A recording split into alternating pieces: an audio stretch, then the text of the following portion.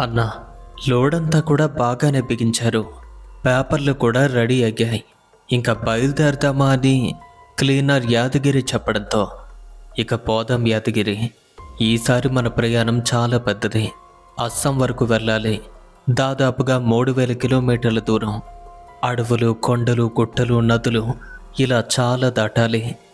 ఇక భుజాన ఉన్నటువంటి తెల్లటి టవల్ వేసుకుని 40 ఏళ్ల ఎక్స్పీరియన్స్ ఉన్నటువంటి lorry driver Srisailam engine start చేయగానే వెంటనే అది స్టార్ట్ అయింది. తన 2 చేతులు స్టీరింగ్ పైన పెట్టి చిన్నగా ప్రార్థించాడు. పక్కనే ఉన్న యాదగిరి కూడా, దేవుడా, ఇది అతిపెద్ద ప్రయాణం. మా ప్రయాణాన్ని క్షేమంగా పూర్తి చేసి మమ్మల్ని జాగ్రత్తగా ఇంటికి చేర్చు. అంతా మంచి జరిగితే గుడికొచ్చి టెంకాయ కొడతాను అని మొక్కుకున్నాడు యాదగిరి. ఇంతలో శ్రీశైలం హారన్ కొట్టాడు. వెంటనే గేట్ తెరుచుకుంది. భారీ లారీ యార్డ్ నుండి బయటకు వచ్చి జాతీయ రహదారిపైకి చేరుకొని అదే యార్డ్ వద్దకు నిన్నటి రోజుకు చేరుకున్నటువంటి లారీలు మార్గానికి ఇరువైపులా నిల్చుని ఉండగా గంభీరంగా శబ్దం చేస్తూ వాటి మధ్య నుండి వేగంగా వారి లారీ ముందుకు వెళ్తుంది. ఇక యాదగిరి చేతులు జోడించి ఇంకా తన ఇష్ట దైవాలను ప్రార్థిస్తూ, జై బజరంగబలి, మా ప్రయాణమంతా కూడా సుఖంగా జరగాలి అని గట్టిగా అరుస్తూ శ్రీశైలాన్ని ఉత్సాహపరుస్తున్నాడు. లారీ వేగాన్ని అందుకుంది. ఇక అప్పటికే రాత్రి 7 గంటలు. అన్న, మన తెల్లారేసరికల్లా విజయనగరం చేరుకోవాలి అని తాను చెప్తుంటే, అంతకంటే ముందుగానే చేరుకుంటామని చెప్తూ లారీ వేగాన్ని మరింతగా పెంచాడు శ్రీశైలం. సరిగ్గా రాత్రి 10 గంటల సమయానికి రోడ్డుపైన వాహనాల సంఖ్య పూర్తిగా తగ్గింది. అడపాదడపా అక్కడక్కడ మాత్రమే కొన్ని వాహనాలు కనిపిస్తున్నాయి. ఇక వాటిని దాటుకుని వేగంగా ముందుకు సాగిపోతుంటే సమయం గడిచే కొద్దీ రోడ్లన్నీ కూడా నిర్మానుష్యంగా మారటంతో శ్రీశైలం మరింత ఉత్సాహంగా లారీని పరుగులు పెట్టిస్తున్నాడు. ఇక సమయం గడిచే కొలది అంచనాలకు మించి 70 కిలోమీటర్ల పైగా వేగంతో ఉత్తర దిశగా లారీ ప్రయాణిస్తుంది. అప్పటికి సరిగ్గా రాత్రి 4 గంటలు. ఇంకా విజయనగరం నిద్రపోతూనే ఉంది. ఇక ఆ సమయానికి అక్కడికి చేరుకోవటం చూసి, అన్నా, అనుకున్న టైం కంటే ముందుగానే చేరుకున్నావు, నువ్వు తోపన్నా అంటూ శ్రీశైలాన్ని యాదగిరి పొగుడుతూ ఉంటే, పోరా అని వెంటనే వాడి తలపైన కొట్టి మళ్ళీ స్టీరింగ్ అందుకున్నాడు. అలా మరికొంతసేపు ప్రయాణం చేసేసరికి అప్పుడే సూర్యోదయం మొదలవుతుంది. రహదారికి ఇరువైపులా పచ్చని పొలాలు, కొండలు, దూరంగా మేఘాలతో కప్పబడి ఉన్నటువంటి ఆకాశం ఏదో తెలియని అనుభూతికి గురి చేస్తుంటే చల్లని గాలి వారికి మరింత ఉత్సాహాన్ని కలిగిస్తుంది. ఇక మెల్లగా వారి ప్రయాణం ముందుకు సాగిపోతుంది. అలా మొదలైనటువంటి ప్రయాణం ఆంధ్రప్రదేశ్ సరిహద్దును దాటి ఒడిస్సా, అటు నుండి పశ్చిమ బెంగాల్, ఆ పైన అస్సాంకు చేరుకోబోతుంది. అలా అస్సాంకు దగ్గర పడుతున్న కొలది శ్రీశైలం మరింత ఉత్సాహంగా ఉన్నాడు. కానీ తనకు తెలియదు, ఈ ప్రయాణం తన జీవితాన్ని మార్చేసే ఒక విచిత్రమైన భయంకరమైన సంఘటనకు నాంది కాబోతుందని. ఇంకా 100 కిలోమీటర్ల దూరం వెళ్తే అస్సాంకు చేరుకోవచ్చు. కానీ వారు వెళ్ళాల్సిన మార్గం అది కాదు. అందుకనే ఉత్తర దిశగా ఉన్న మార్గంలో ప్రయాణిస్తూ ఇంకో 30 కిలోమీటర్లు ప్రయాణించి చివరికి వారు వెళ్ళాల్సిన గమ్యానికి చేరుకున్నారు. అది ఉదయం 11 గంటల వేళ. లారీలో ఉన్నటువంటి సరుకు వెంటనే అన్లోడ్ చేశారు. ఇక అక్కడ వారికి చేయవలసిన సరుకును ఇచ్చి మిగతా పనంతా పూర్తి చేసుకుని తిరుగు ప్రయాణానికి సిద్ధమవుతున్న వేళ ఒకవేళ అక్కడి నుండి ఏదైనా లోడుంటే సెట్ చేసుకునే పనిలో పడ్డారు. అయితే అక్కడ ఉన్నటువంటి లారీ యూనియన్ లీడర్స్ని కలిసి కొంత అమౌంట్ ఇచ్చి, ఏదైనా లోడుంటే మాకు కొంచెం అడ్జస్ట్ చేయండి అని చెప్పారు. ఉంటుంది, కానీ ఈరోజు అంటే కష్టమండి, వీలైతే రేపటికల్లా ఏదో ఒకటి ఖచ్చితంగా సెట్ చేస్తాం అని చెప్పారు. ఇక అప్పటి వరకు ఎదురు చూడటానికి కూడా సిద్ధపడి అక్కడికి దగ్గరలో ఉన్న ఏదైనా ప్రదేశంలో లారీ ఆపే ప్రయత్నం చేస్తుంటే యూనియన్ లీడర్ ఒక ఆయన, ఎక్కడ పడితే అక్కడ పెడితే మాకు అడ్డంగా ఉంటుంది, ఓ పని చేయండి, అక్కడ దూరంగా కనిపిస్తుంది కదా, ఆ రైస్ మిల్ పక్కనే ఉన్నటువంటి ఆ చెట్ల కింద ఆపండి అని చెప్పారు. ఇక అలాగే వెళ్ళి అక్కడే 2 పెద్ద చెట్లు ఉంటే వాటి కిందే లారీని ఆపారు. ఇక అప్పటికి మొబైల్ ఫోన్స్ కూడా అందుబాటులో సరిగ్గా లేవు. రేపటి వరకు కాలక్షేపం ఎలా చెయ్యాలో కూడా తెలియదు. పోనీ ఎక్కడికైనా వెళ్దాము అంటే అస్సలు పరిచయం లేని ప్రాంతం. ఇద్దరు ఉన్నారు కాబట్టి సరిపోయింది. ఇక దగ్గరగా ఉన్న ప్రదేశాలన్నీ చూస్తూ ఇద్దరికీ మద్యం సేవించే అలవాటు ఉండటంతో ఇద్దరికీ సరిపడా డ్రింక్ కొనుక్కుని రాత్రి వరకు కూడా గడిపి తరువాత లారీ వద్దకు చేరుకొని ఒకచోట వంట పెట్టారు. ఇక వంట పూర్తయ్యాక భోజనం చేద్దామని కూర్చున్నారు. అయితే యాదగిరి కంటే శ్రీశైలం కొంచెం ఎక్కువగా తాగుతూ ఉంటాడు. అదే అలవాటు ప్రకారం లిమిట్ని క్రాస్ చేస్తుంటే, అన్నా ఇది ఇప్పటికే మనకు పరిచయం లేని ప్రాంతం. ఇలాంటి ప్రదేశాలకు వచ్చేటప్పుడు మనం లిమిట్లో ఉండాలి. ఆ విషయం మీకు ప్రత్యేకంగా నేను చెప్పాల్సిన పని అయితే లేదు అని అనేసరికి, అరే ఈ రాత్రంతా కూడా ఏం చేయాలరా? డ్రింక్ చేయకపోతే నాకు అస్సలు నిద్ర పట్టదు. అందుకే తాగాలనిపిస్తుంది. లేదంటే తాగే పని కూడా లేదు కదా. అయినా నేను కూడా ఎప్పుడూ లిమిట్లోనే ఉంటాను. అంతకు మించి ఏమీ తాగను అని యాదగిరితో అలా చెప్తూనే ఎప్పటికంటే కొంచెం ఎక్కువగా తాగుతున్నాడు శ్రీశైలం. ఇక ఏమీ అనలేకపోయాడు యాదగిరి. ఎందుకంటే తాను సీనియర్ కదా. ఇంతలో రైస్ మిల్ మూతపడుతున్నట్టుగా డోర్ యొక్క శబ్దాలు వచ్చాయి. రాత్రైంది కదా, అందుకే క్లోజ్ చేస్తున్నారు అనుకుంటూ డ్రింక్ చేశాక ఇద్దరూ కలిసి భోజనం చెయ్యబోతుంటే సరిగ్గా అదే టైంలో ఆ రైస్ మిల్ వద్ద నుండి ఒక వ్యక్తి వారి దగ్గరకు వచ్చి అర్థం కాని భాషలో మీరెక్కడే పడుకుంటారా అని అడిగారు. ఇక అప్పటికే శ్రీశైలం బాగా మత్తులో మునిగిపోవటంతో సగం హిందీ అలాగే సగం తెలుగు భాషను మిక్స్ చేస్తూ వెటకారంగా సమాధానమిచ్చాడు. అయితే ఆ వ్యక్తికి శ్రీశైలం సమాధానం ఎలా అనిపించిందో తెలియదు కానీ ఇంకేమీ మాట్లాడకుండా అక్కడి నుండే వెళ్ళిపోయాడు. ఇక అప్పటికే శ్రీశైలం భోజనం చేయాల్సినటువంటి చేతులు నేలపైన పెట్టి అక్కడ అన్నాన్ని అటు ఇటు తడుముతూ కనిపించాడు. మీకిప్పటికే అర్థమై ఉంటుంది తాను ఎంత ఎక్కువగా లిమిట్ని దాటాడో. అందుకే అన్నం ఎక్కడుందో కూడా తన కంటికి కాన రావటం లేదు. అంత మత్తులో ఉన్నాడు తాను. అన్న సరిగ్గా తిను అని యాదగిరి చెప్తున్నాడు. అయినా సరే శ్రీశైలం అదుపు తప్పి ఉండటంతో అస్సలు తినలేకపోయాడు. ఇక యాదగిరి అప్పటికే లిమిట్లో తాగటంతో తగినంత భోంచేసి, అన్న బాగా ఎక్కువగా తాగేశావు, భోంచేయకపోతే ఇబ్బంది అని ముద్దలు కలిపి మరీ నోట్లో పెట్టబోతుంటే, రే నేనేమైనా చిన్నపిల్లాడిని అనుకుంటున్నావరా అని యాదగిరిని పక్కకు తోసేశాడు. అయినా సరే బలవంతంగా తినిపిస్తుంటే ఆ ముద్దను నోట్లోకి పెడుతున్నటువంటి యాదగిరి చేతినైతే శ్రీశైలం కొరికాడు. యాదగిరి కొంచెం భయం వేసింది. తిన్న చోటే శ్రీశైలం పడుకున్నాడు.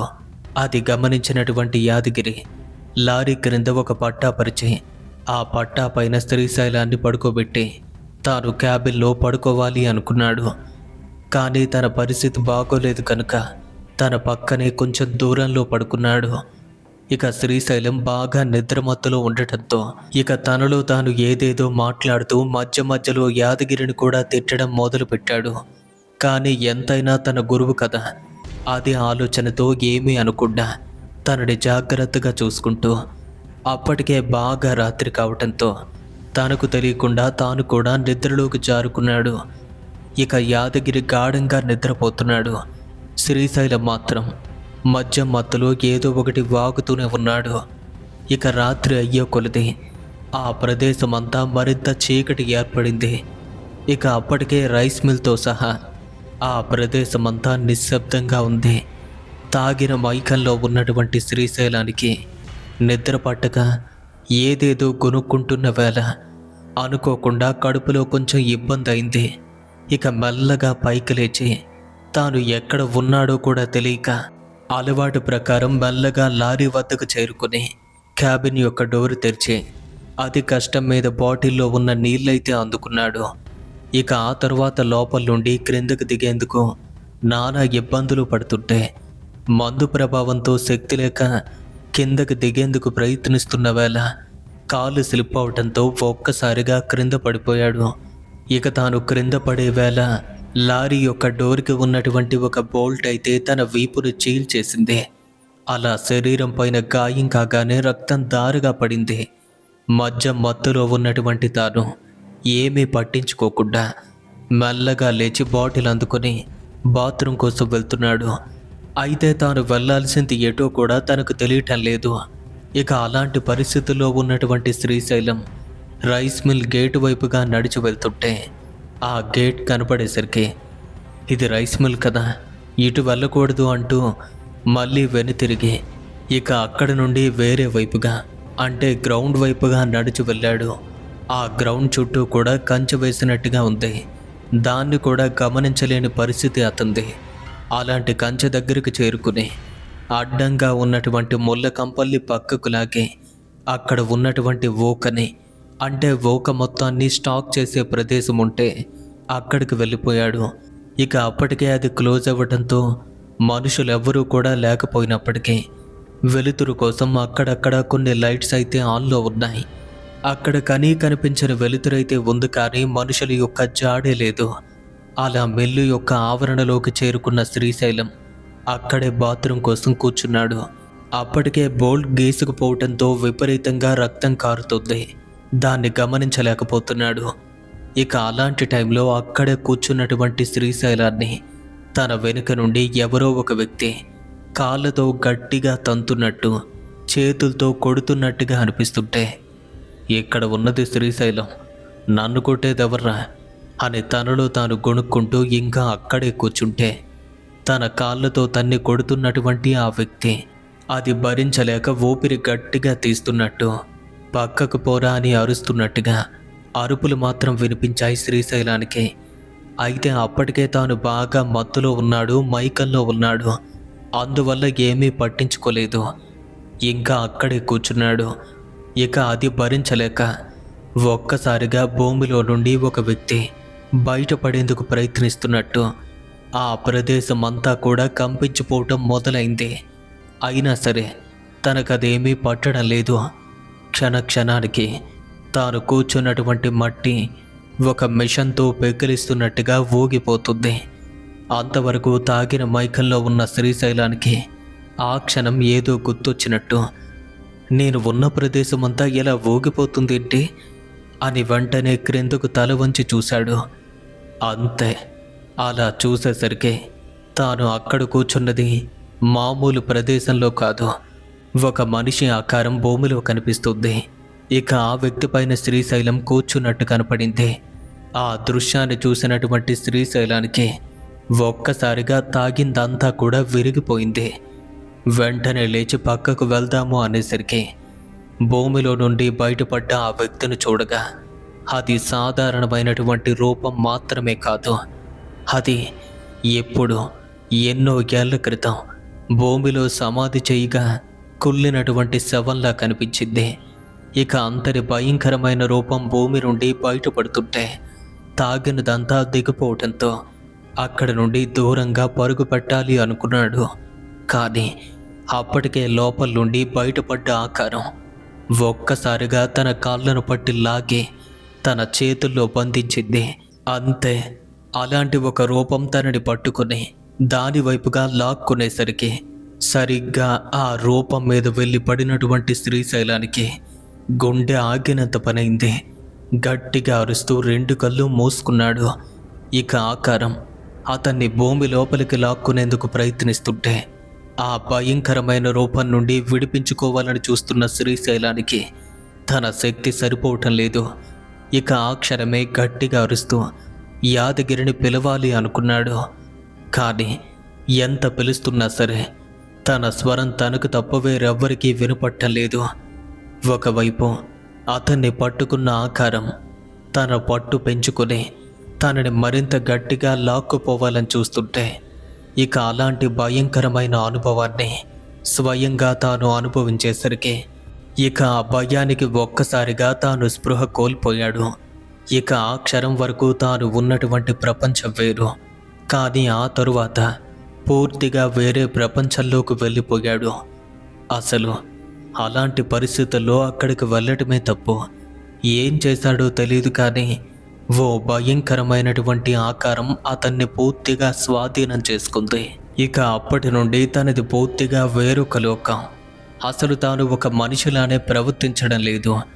అంతటి భయంకరమైనటువంటి సంఘటన జరిగిన మరుక్షణమే తాను ఒక పాములాగా నేలపైన పాకుతూ ఎక్కడికో పోతున్నాడు.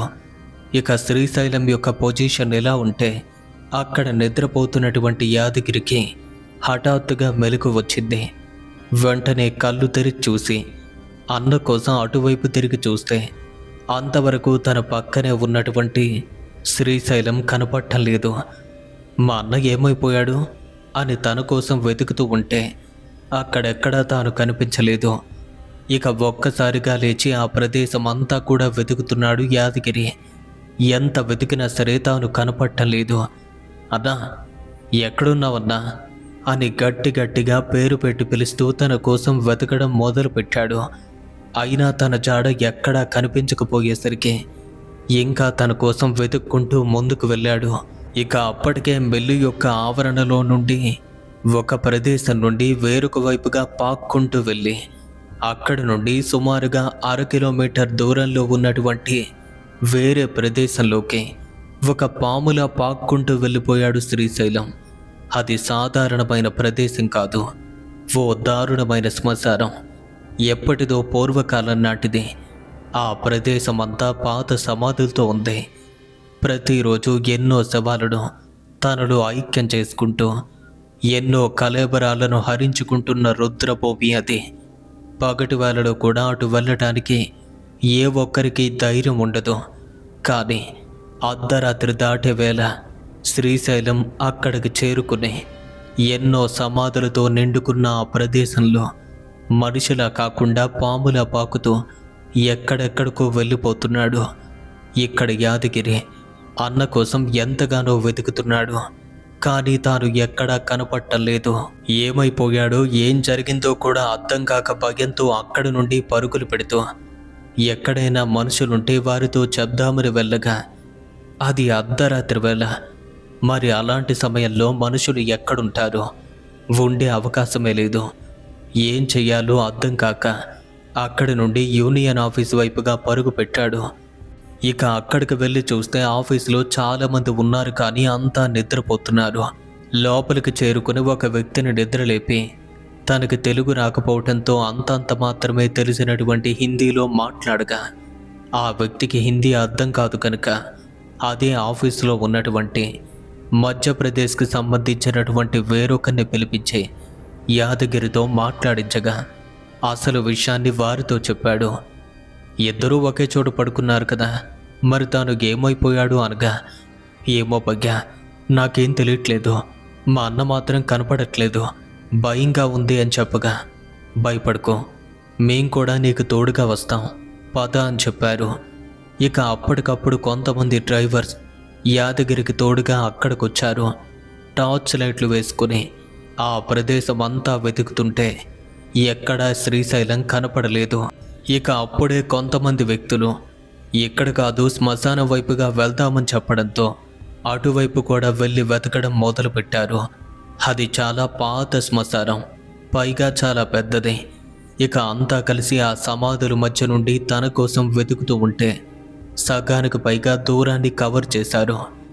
ఒక చోట అప్పుడే సమాధుల మధ్య భూమిపైన పాకుతూ వెళ్తున్న శ్రీశైలం వారి కంటపడ్డాడు. ఇక అంతా కలిసి తన వద్దకు వెళ్ళారు. అక్కడికి వెళ్ళి చూస్తే తన పరిస్థితి చాలా ఘోరంగా ఉంది. వీపు మొత్తం చీలుకుపోయింది. తాను వేసుకున్న బట్టలన్నీ మట్టితోనూ రక్తంతోనూ కలిసిపోగాయి. ఇక అంతవరకు కూడా తాను నేలపైన పాకుతూ వెళ్ళటంతో రాళ్ళు, ముళ్ళు, కంపలు మొత్తం గీసుకుపోగాయి. కాళ్ళు, చేతులు, ముఖం అంతా కూడా గాయాలు కనిపిస్తున్నాయి. అలా పాకుతూ వెళ్తున్న శ్రీశైలాన్ని తీసుకువద్దామని చూస్తుంటే అతను ఒక మనిషిలా ప్రవర్తించకుండా అడవి జంతువులా గర్జించడం మొదలుపెట్టాడు. అప్పటికే వాళ్ళకు అర్థమైంది తనకేదో జరిగింది, ఏదో సోకింది అని చెప్పి. కానీ ఆ టైంలో అక్కడే విడిచిపెడితే ఇంకా ఏదైనా జరుగుతుందని సమాధి నుండి బయటకు తీసుకొచ్చే ప్రయత్నం చేస్తుంటే శ్రీశైలం మాత్రం ఎవరిని దగ్గరికి రానియకుండా తప్పించుకునే ప్రయత్నం చేస్తున్నాడు. ఇక బలవంతంగా పట్టుకునే ప్రయత్నం చేస్తుంటే వాళ్ళని కరవాలని కూడా చూస్తున్నాడు. ఇక అతని యొక్క పరిస్థితిని చూసి వాళ్ళంతా కూడా భయపడ్డారు. కానీ ఏదో ఒక విధంగా నానా తంటాలు పడుతూ ఆ శ్మశానం నుండి దాటించి వేయాలి అన్న ఉద్దేశంతో వారంతా కలిసి వెంటనే లోపల ఉన్న తాళ్ళను తీసుకొచ్చి అక్కడ నుండి లాక్కుంటూ నేరుగా లారీ వద్ద కాకుండా యూనియన్ ఆఫీస్కి అయితే తీసుకొచ్చారు. ఇక అక్కడికి రావడంతో ఇంకా పర్వాలేదు అనుకున్నారు. అయితే అక్కడికి వచ్చిన తర్వాత వెంటనే వారు కట్లు విప్పగా అప్పుడు కూడా మనిషిలా ప్రవర్తించడమే లేదు. నేలపైన పాకుతూ జాతీయ రహదారి వైపుగా వెళ్ళిపోతుంటే ఇలానే వదిలేస్తే ఏదైనా జరుగుతుంది అని చెప్పి లోపల పెట్టి డోర్ అయితే క్లోజ్ చేశారు. తనకి అలా జరగడంతో యాదగిరి భయపడిపోతున్నాడు. అది గమనించినటువంటి డ్రైవర్స్ అంతా కూడా యాదగిరికి ధైర్యం చెప్తూ, ఇది అర్ధరాత్రి వేళ, ఇలాంటి వేళ ఎనర్జీలన్నీ కూడా చాలా బలంగా ఉంటాయి. ఇప్పుడైతే మనం ఏమీ చెయ్యలేం, తెల్లవారే వరకు చూద్దాం, ఇంకా కాకపోతే ఎవరి దగ్గరికైనా తీసుకువెళ్దాం అని చెప్తున్నారు. ఇక అప్పటికే శ్రీశైలంకి వీపంతా కూడా తెగిపోవటంతో చాలా వరకు రక్తం కారిపోయింది. కానీ డ్రెస్సింగ్ లాంటిది ఏదైనా చేద్దాము అంటే తాకనివ్వటమే లేదు కదా. ఇక తెల్లవారే వరకు కూడా తనని అక్కడే ఉంచాల్సి వచ్చింది. ఇక అప్పటి వరకు యాదగిరి బయటే గడిపాడు. ఉదయం 6 గంటలకు మరికొంతమంది డ్రైవర్స్ కూడా అక్కడికి చేరుకున్నారు. గదిలో బంధింపబడి ఉన్నటువంటి శ్రీశైలం గురించి వారికి కూడా తెలిసింది. అక్కడ అస్సామీ వాళ్ళు చాలామంది ఉండటంతో వాటి గురించి పట్టున్న కొందరు వ్యక్తులు ఏదైనా పరిహారం చేస్తే నయమవుతుందని ప్రయత్నించాలి అనుకున్నారు. కానీ అది వారి వల్ల కూడా కాలేదు. శ్రీశైలం ఇంకా అలానే పాములా నేలపైన పాకుతూ ఎక్కడెక్కడికో వెళ్ళిపోవాలని చూస్తున్నాడు. ఇక ఏం చెయ్యాలో కూడా అర్థం కానటువంటి యాదగిరి చివరికి వారి ఊరిలో ఉన్నటువంటి ఒక ల్యాండ్లైన్ నంబర్ గుర్తు రావడంతో అక్కడికి ఫోన్ చేసి శ్రీశైలం గురించి వాళ్ళ కుటుంబ సభ్యులకైతే వివరాలు చెప్పాడు. అంటే ఇలా జరిగింది అని చెప్పి ఏదో ఒకటి చేసి ఎలా అయినా తీసుకురమ్మని వాళ్ళైతే చెప్తున్నారు. కానీ ఒకవేళ పరిహారం ఏదైనా చేసి నార్మల్ అయినా సరే అంత త్వరగా కోలుకోలేడు అని చెప్పగా ఇక ఆ రోజు సాయంత్రం వరకు ఏ నిర్ణయాన్ని తీసుకోలేక చివరికి వాళ్ళ ఊరి నుండి 4 వ్యక్తులు ఒక డ్రైవర్ సహాయంతో అప్పటికప్పుడు అస్సాంకు బయలుదేరి మరీ వచ్చారు. ఇక అక్కడ శ్రీశైలం పరిస్థితి ఇంకా అలానే ఉంది. ఉదయం 9 గంటల సమయంలో ఒక మాంత్రికుని వద్దకైతే తీసుకువెళ్లారు. తాను ఏదో పరిహారం చెయ్యాలి అని చూస్తున్నాడు. కానీ శ్రీశైలం యొక్క పరిస్థితి మాత్రం మారటం లేదు. ఇక తన వల్ల కాదని వేరే దగ్గరకు తీసుకువెళ్ళమని వారి అడ్రస్ ఇవ్వగా అప్పటికప్పుడు ఒక వెహికల్లో అతని దగ్గరకైతే తీసుకువెళ్లారు. ఇక అప్పటికే మరికొంతమంది డ్రైవర్స్ కూడా తోడగి తన యొక్క పరిస్థితిని తెలుసుకుని ఏదైనా చెయ్యాలి అని వారికి తోచింది వారైతే చేస్తున్నారు. అలా చాలా సమయం గడిచింది. ఇక ఆ మాంత్రికుడు రాత్రికి రాత్రి పూజ పెట్టి ఆ వ్యక్తిని ఆవహించి ఉన్నటువంటి ఆ దెయ్యాన్ని విడిపించాలి అని చూస్తుంటే తన వల్ల కూడా అది కావటం లేదు. చివరికి తాను కూడా చేతులెత్తేశాడు. ఆ రోజు అలా గడిచింది. రాత్రి వేళ మళ్ళీ శ్రీశైలాన్ని ఒక రూమ్లో బంధించారు.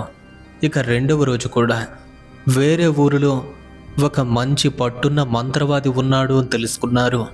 అక్కడికి కూడా వెళ్ళారు. ఇక తాను కూడా ఎంతగానో ప్రయత్నించాడు. కానీ కొంతవరకు మాత్రమే నయమైంది. తన పరిస్థితి పూర్తిగా నార్మల్ అయితే కాలేదు, కానీ లేచి కూర్చోవటం, పిలిస్తే మాట్లాడటం ఇలాంటివి మాత్రం చేస్తున్నాడు. మళ్ళీ రేపైతే పూజన పెడదాం, నార్మల్ అవుతాడు అని ఆ మంత్రవాది చెప్పగా వారందరికీ కూడా కొంచెం రిలీఫ్గా అనిపించింది. ఇక అప్పటికే వీపు పైన ఉన్నటువంటి గాయమంతా పెద్దదైంది. హాస్పిటల్కు తీసుకువెళ్లారు, వైద్యం కూడా చేయించారు. ఇక అప్పటికే శ్రీశైలానికి జ్వరం కూడా వచ్చేసింది. ఇక డ్రైవర్లు వారిద్దరినీ కూడా యూనియన్ ఆఫీస్కి తీసుకొచ్చి అప్పటికప్పుడు తాను పడుకోవడానికి మంచాన్ని కూడా పెట్టారు. ఇక సాయంత్రం వరకు అంతా బాగానే ఉంది. అంతవరకు అందరితో బాగానే మాట్లాడాడు, మామూలుగానే గడిపాడు. ఇక ఏ ప్రాబ్లం కూడా లేదు అని అంతా అనుకుంటున్న వేళ ఆఫీసులో ఉన్నటువంటి కొందరు వ్యక్తులైతే నిద్రకు ఉపక్రమిస్తున్నారు అనేసరికి ఒక్కసారిగా అతను బెడ్ పై నుండి దూకి పాములా పాక్కుంటూ ఎక్కడికో వెళ్ళటం మొదలుపెట్టాడు. అది చూసినటువంటి యాదగిరిలో మళ్ళీ భయం మొదలైంది. ఇక శ్రీశైలాన్ని మళ్ళీ రూమ్లో పెట్టారు, బంధించారు. ఇక అలా 2వ రోజు కూడా పూర్తయింది. 3వ రోజు యాదగిరికి ఏం చెయ్యాలో కూడా అర్థం కావటం లేదు. వారి మనుషుల కోసం ఎదురు చూస్తుంటే ఈలోగా డ్రైవర్స్ ఇంకో వ్యక్తిని అక్కడికి తీసుకొచ్చారు. ఇక అతని వల్ల కూడా ఫలితం లేదు. ఇక ఆ రోజు కూడా అయిపోయింది. అయితే అక్కడికి వస్తున్నటువంటి తన ఊరి వాళ్ళు అప్పట్లో సరైన వాహనాల సదుపాయం కూడా లేకపోవడంతో అక్కడక్కడ వాహనాలు మారుతూ సుమారుగా 3 రోజుల పాటు ప్రయాణించి 4వ రోజు ఉదయానికి అక్కడికైతే వచ్చారు. ఇక వారిని చూడగానే యాదగిరి కొంచెం ధైర్యం లేచి వచ్చినట్టయింది. ఇక శ్రీశైలాన్ని మామూలు పొజిషన్కు తీసుకురావడానికి ఎన్నో రకాలుగా ప్రయత్నిస్తున్నారు. కానీ అందుకు తగిన మాంత్రికుడైతే లభించలేదు. ఇంతలో ఆ రోజే ఒక డ్రైవర్ క్యాంపు నుండి ఆఫీస్కి రావడం జరిగింది.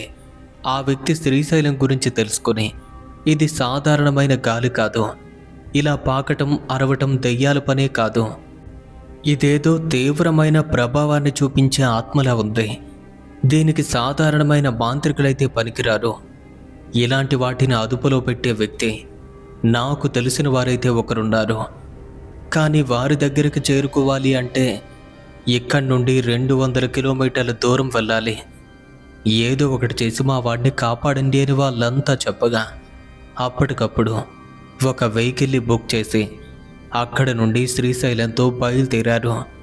ఇక ఆ రోజు సాయంత్రానికి అక్కడికైతే వెళ్ళారు. అదేదో కాదు, బ్రహ్మపుత్ర నది ఒడ్డున ఉన్నటువంటి మయోంగ్ అనే ఒక చిన్న గ్రామం. అక్కడికి చేరుకోగానే ఊరంతా మంత్రగాలతో నిండుకుని ఉంటుంది. మనం ఎవరితోనూ మాట్లాడకూడదు, ఇక్కడ నుండి తిరిగి వెళ్ళే వరకు జాగ్రత్తగా ఉండాలని చెప్తూ వారంతా అందుకు అంగీకరించడంతో అదే వెహికల్లో తనకి పరిచయం ఉన్నటువంటి మంత్రగాడి ఇంటికైతే వెళ్ళారు. ఇక అప్పటికే ఆ వ్యక్తి ఇంట్లో ఉండటంతో డ్రైవర్తో మాట్లాడి ఇప్పుడు పూజ పెట్టడం అంటే కష్టం, రాత్రి వరకు ఉండాలి అని చెప్పాడు. ఇక రాత్రి వరకు కూడా వారు అక్కడే ఎదురు చూడడం జరిగింది. అంటే పగలంతా కూడా అక్కడే తలదాచుకోవలసి వచ్చింది. అది రాత్రి వేళ ఇంటి వెనుక ఉన్నటువంటి ఓ చెట్టు కింద పూజను పెట్టారు.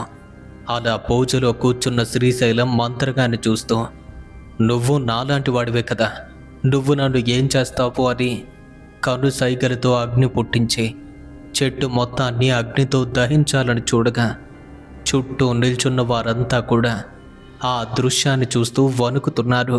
ఇదేదో దెయ్యమో భూతమో కాదు, వీడు కూడా మాంత్రికుడు అని చెప్తుంటే శ్రీశైలాన్ని ఆవహించి ఉన్నటువంటి వాడు నా గురించి తెలుసుకున్నావన్నమాట, నువ్వు నాకంటే గొప్పవాడిలా కనిపిస్తున్నావు, ఒక్కసారి నిన్ను కౌగిలించుకోవాలని ఉంది అంటూ తన వద్దకు రమ్మని చెప్పగా ఇక ఆ మాటలు విన్నటువంటి శ్రీశైలాన్ని ఆవహించి ఉన్నటువంటి మంత్రగాడి ఆత్మతో ఈ మాంత్రికుడు ఇలా అన్నాడు, ఓహో ఇలాంటి తెలివి నీకే ఉంది అనుకుంటున్నావా, కానీ నీకంటే నేను కూడా తెలివైన వాడిని, నిన్ను కౌగిలించుకోవాలని వస్తే మన ఇద్దరు గుండెలు ఒకే చోట కలుస్తాయి, అప్పుడు నేను కూడా నీలాగే చేస్తాను, సులువుగా నన్ను చంపాలని మంచి పన్నాగమే పన్నావు, భలే తెలివుంది నీకు, కానీ నీ తెలివి మాత్రం నా దగ్గర పనిచేయదు, ఇలా చూడరా నీకంటే ఎన్నో విద్యల్లో అవపోసన చేసినటువంటి వ్యక్తి నేను, ఆ విషయం నాకు తెలీదా,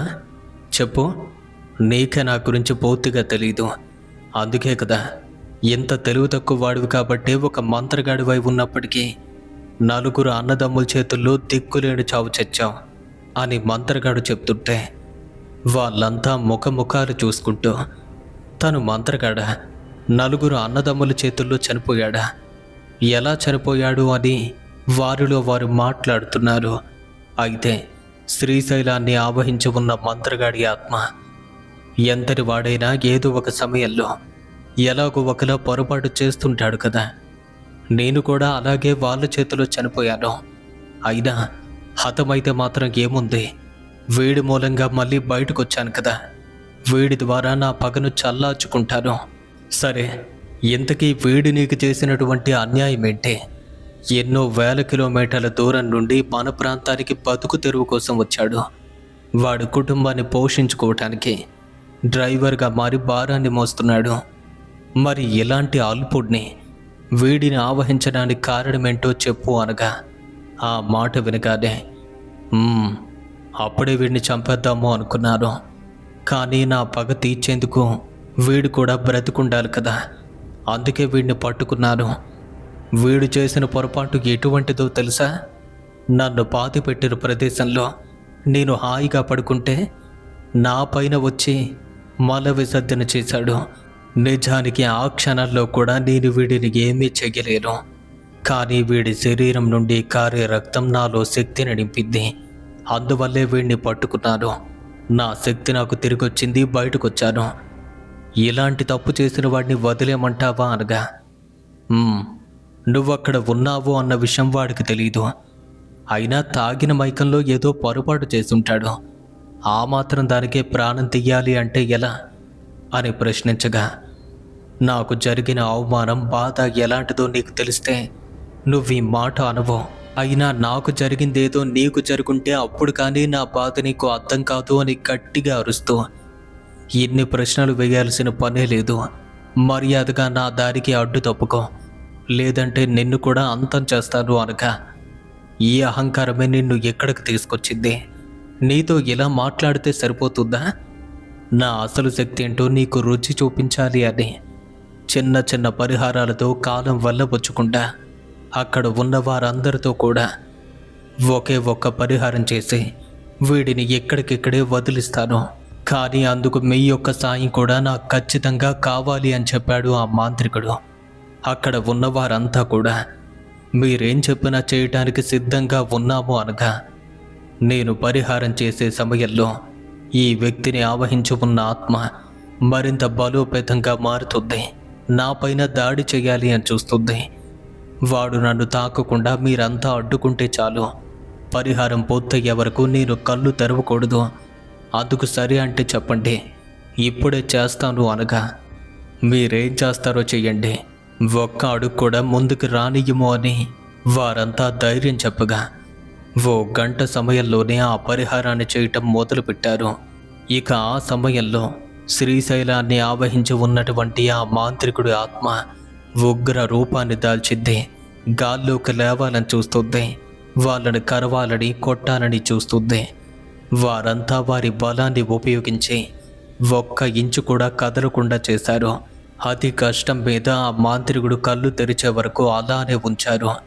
అప్పటికే ఆ పూర్తి పరిహారం అవ్వగానే అంతవరకు గర్జిస్తూ అనేక విధాలుగా తప్పించుకునే ప్రయత్నం చేస్తున్న మాంత్రికుడు తన శక్తి క్షీణిస్తున్నట్టుగా నీరసంగా మారిపోయి కదలకుండా ఉన్నాడు.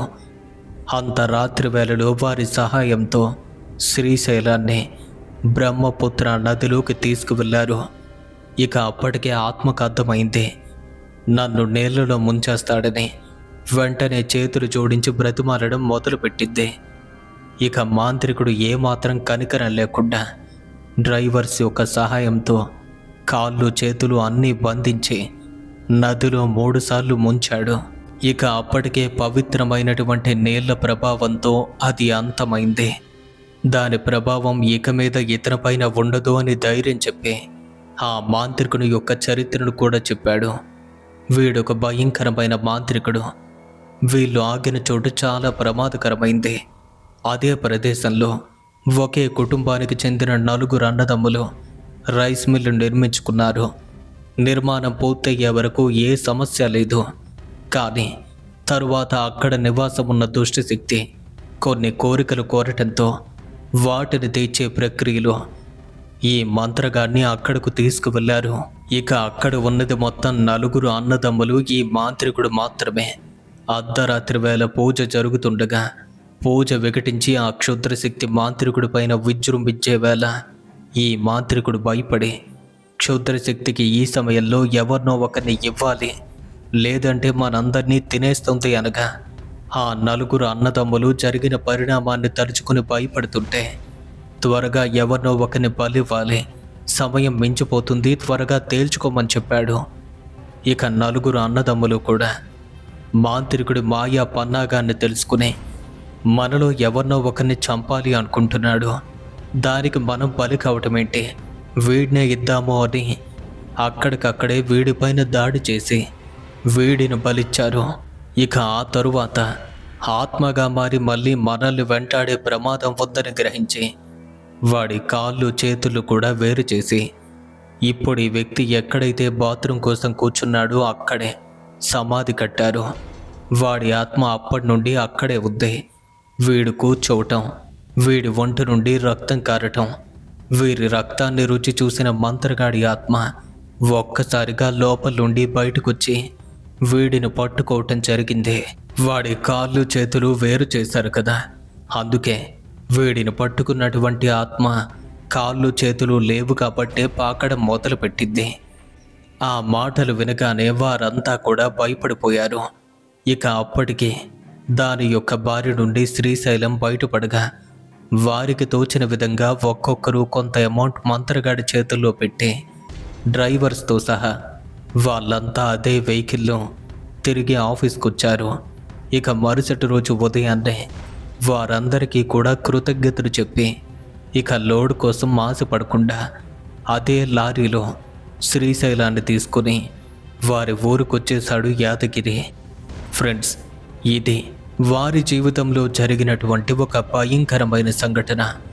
ఈ స్టోరీ మీకు ఎలా అనిపించిందో కామెంట్ రూపంలో మాకు తెలియజేసి మా కోసం ఈ వీడియోని ఒక లైక్ కొడతారని ఎంతగానో ఆశిస్తూ ఇలాంటి మరిన్ని వీడియోల కోసం ఇప్పుడే మన ఛానల్ను సబ్స్క్రైబ్ చేసుకొని మమ్మల్ని ఇలానే ప్రోత్సహిస్తారని కోరుకుంటున్నాం. మీ జీవితంలో జరిగినటువంటి భయంకరమైన అనుభవాల్ని మాతో పాటు షేర్ చేసుకోవాలి అనుకుంటే మన యొక్క ఇన్స్టాగ్రామ్కి డైరెక్ట్గా మెసేజ్ చేయండి.